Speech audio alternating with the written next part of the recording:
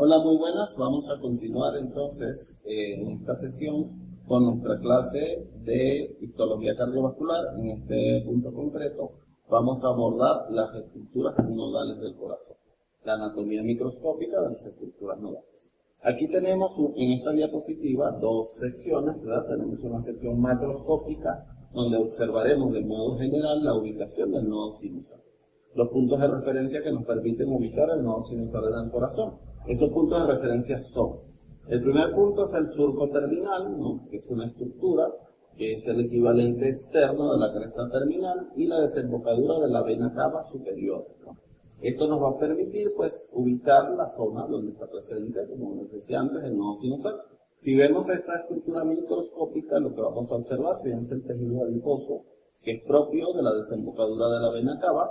Luego, pues, tenemos la región epicárdica, ¿no? Tenemos el miocardio auricular de este lado, y vemos inserto, pues, en una matriz de tejido conectivo y tejido adiposo, pues tenemos, vamos a ver, la estructura que correspondería a la región nodal, En la siguiente diapositiva vamos a apreciar los cardiomiocitos nodales.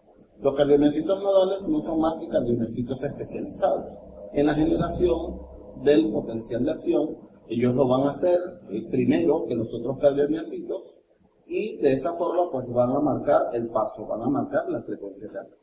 La célula principal de la región nodal son las llamadas células K, que son unas células que ya luego las veremos con un poquito más de aumento, de una morfología estrellada, y que tienen poco contenido de actina y miocina, de allí su nombre, porque es de pale, en inglés, células pálidas. Luego tenemos también otros tipos de células que están, pues, satélites a esas células P, como son las células FL o fibroblast-like. Tenemos también otro tipo de células como son las células mioides, que son unas células musculares especializadas, ¿verdad? Como todo, pues, un conjunto de células que está aquí presente. Ahora vamos a ver, pues, esta es una representación del nodo sinusal. Fíjense que aquí tenemos una representación de la aurícula hecha con microscopía confocal, donde vemos unos puntitos verdes que correspondería, pues, a lo que es la región nodal del nodo sinusal, porque están marcados por inmunohistoquímica para reconocer unos canales que se llaman los canales HCN, que son propios de las células nodales. Y de este lado tenemos la ubicación anatómica, un esquema, o sea, de forma esquemática, lo que hemos visto antes en la pieza anatómica, ahora lo tenemos de forma esquemática, la ubicación anatómica del nodo sinusal. En la siguiente diapositiva, fíjense, aquí está la estructura.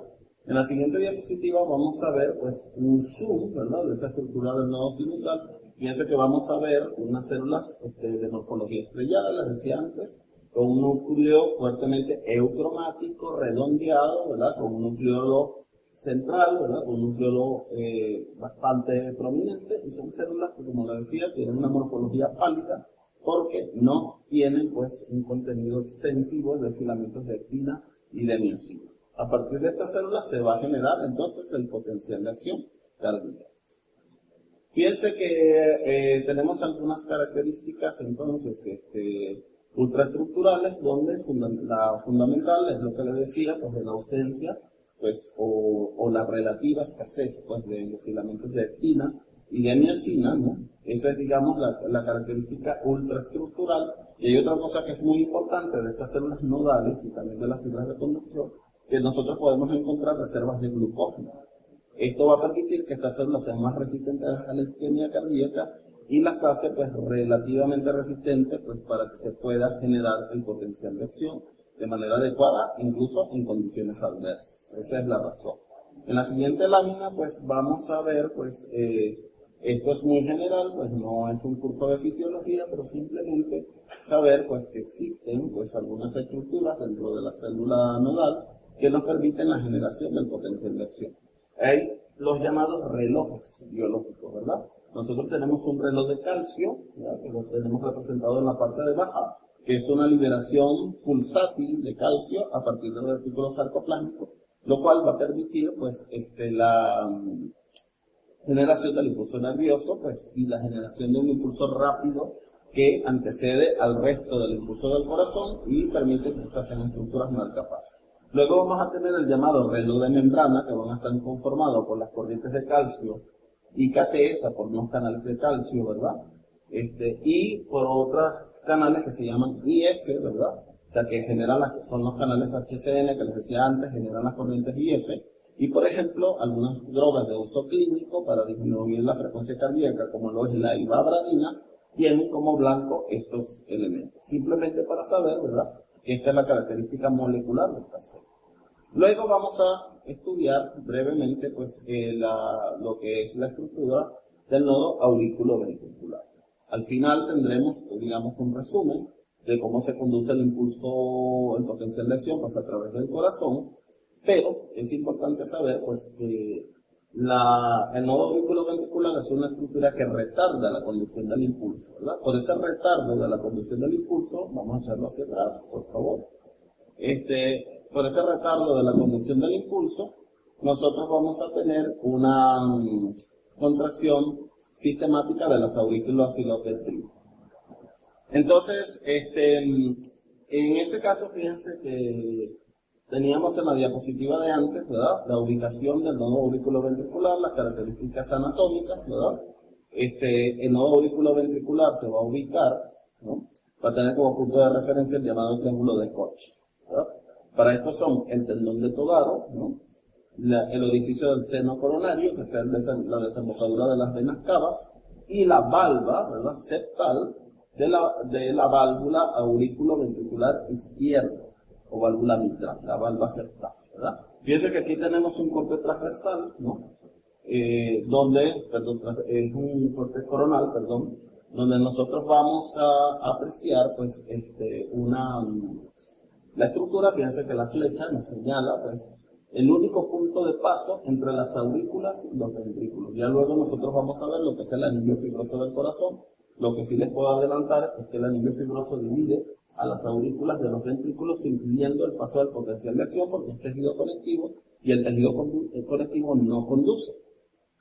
Con excepción de este punto, fíjense que está señalado por la flecha, ¿verdad? Que vendría a ser el nodo aurículo-ventricular, ¿verdad? Que sí permite la conducción, es el único punto que permite el paso, ¿verdad? Pero esa conducción se ve retardada, de manera que haya una separación temporal entre la contracción de las aurículas y de los ventrículos, de forma que cuando la aurícula se contrae, el ventrículo esté relajado y recibe sangre, y cuando el ventrículo se contrae, la aurícula está relajada y recibe sangre. Esa es la función. Luego vamos a ver, pues fíjense, algunas características, o sea, de la ubicación molecular, pues, de nodo, pues, aurículo-ventricular. Fíjense que nosotros vamos a tener la ausencia de conexina 43. Si ustedes recuerdan de su curso de biología, pues la conexina 43 es parte de las uniones tipo GAP, ¿verdad? Que forman los conexones, ¿verdad? Y la conexina 43 es, digamos, la principal que forma las uniones tipo GAP en las células cardíacas, digamos, del cardiomiocito de trabajo. En este caso, seguimos viendo aquí, ¿no? Que la conexina 43 está ausente. Fíjense en esta imagen de fluorescencia, donde tenemos una célula cardíaca ausente, ¿verdad? Una conexina 43 ausente. Y la otra es la presencia, pues, de esta proteína de los discos intercalares, ¿verdad? De la plaquina, por ejemplo, de los discos intercalares. Nosotros tenemos allí, pues, como ella está presente, son cardiomiocitos. Podemos decir que son cardiomiocitos porque hay presencia de discos intercalares, pero es un cardiomiocito modificado. Él va a tener conexina 45, que a diferencia de los cardiomiocitos de trabajo normal, que conducen más o menos a 0.5 metros por segundo el potencial de acción, esta conexina 45 lo va a conducir a una velocidad mucho más lenta, 0.05 metros por segundo. Aquí tenemos entonces una vista, un corte, ¿verdad? Grande, ¿verdad?